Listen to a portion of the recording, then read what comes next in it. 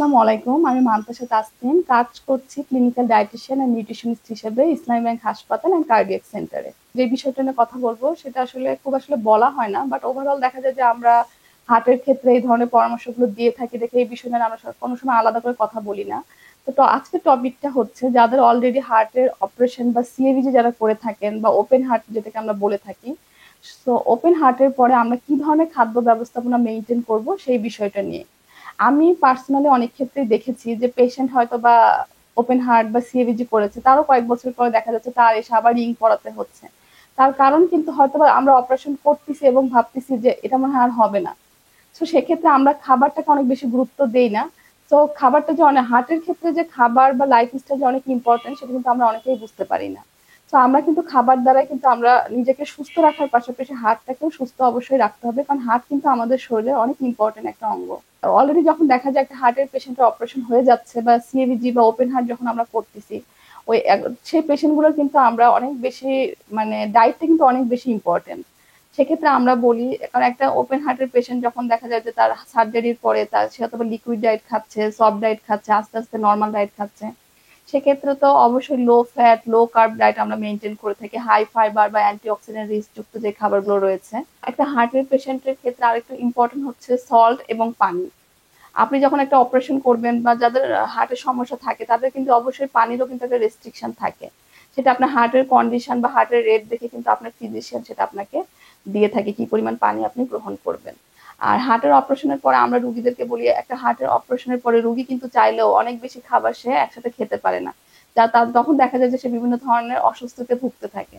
তো একটা হার্টের পেশেন্ট অলরেডি যাদের অপারেশন হয়ে গেছে আমরা বলি আপনি আপনাদের সারাদিনের খাদ্য তালিকাকে 5 থেকে 6 ভাগে বা 7 ভাগে অনেক সময় দেখা যায় আমরা ভাগ ভাগ করে দিয়ে থাকি।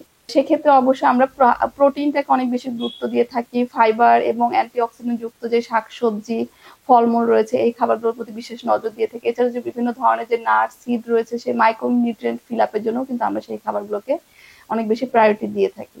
একটা হার্টের পেশেন্টের ক্ষেত্রে অবশ্যই যেমন হচ্ছে লো ফ্যাট লো কার্বের পাশাপাশি আমরা কিন্তু প্রোটিন হাই প্রোটিন ডায়েটটাকে মেনটেন করে থাকি।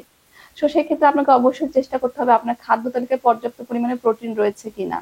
আর প্রোটিনের উৎস হিসেবে কিন্তু আপনি অবশ্যই মাছ, মাংস, লিন মিট যেটা বা লিন প্রোটিন যেটাকে বলে থাকি, লো ফ্যাট দুধ। অনেক হার্টের রুগীদের একটা ভুল ধারণা থাকে সে মনে হয় দুধ খেতে পারবে না।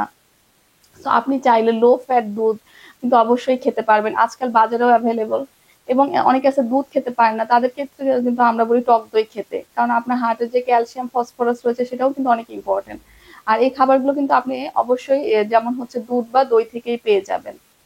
এছাড়া হচ্ছে পানিটা তো আমি অলরেডি বললাম, পানিটা অবশ্যই ইম্পর্টেন্ট, কতটুকু পানি খাচ্ছেন। এবং চা কফি এগুলো আসলে যতটা কম খাওয়া যায়, কারণ এই খাবারগুলো মানে আপনি চেষ্টা করবেন রং চা বা গ্রিন টি এগুলো আপনার হার্টের জন্য ভালো, বা দুধ চা আমরা যতটা আসলে অ্যাভয়েড করে চলতে পারি। আর হার্টের পেশেন্টের অনেক নিয়ম কানুন রয়েছে, আপনি যদি নিয়ম কানুন মেনে চলেন এবং একটা ডায়েট মেনের মধ্যে থাকেন, আপনার কিন্তু হার্টের অপারেশন করার পরবর্তীতে যে সমস্যাগুলো দেখা যায় সেগুলো কিন্তু দিবে না। এবং আপনাকে একটা অবশ্যই পর্যাপ্ত পরিমাণে ক্যালোরিও কিন্তু আপনাকে ইনটেক করতে হবে সুস্থ থাকতে হলে। সো উপরের এই বিষয়গুলো বা যে কথাগুলো আমি এতক্ষণ বললাম এগুলো যদি আমরা মেনে চলি তাহলে কিন্তু আমরা খুব সহজে আমাদের হার্টের অপারেশন বা ওপেন হার্ট যেটাকে বলে থাকি সেইটার পরেও কিন্তু আমরা খুব সুস্থভাবে এবং অনেক দিন মানে নিজেকে সুস্থ রেখে কিন্তু জীবিত বা সুস্থ থাকতে পারি। তো উপরের যে কোনো বিষয়ে পরামর্শের জন্য বা ডায়েট রিলেটেড যে কোনো পরামর্শের জন্য আপনারা চাইলে নিচের ডেসক্রিপশন নাম্বার বা চেম্বারে অবশ্যই যোগাযোগ করতে পারেন। সবাই ভালো থাকবেন, সুস্থ থাকবেন।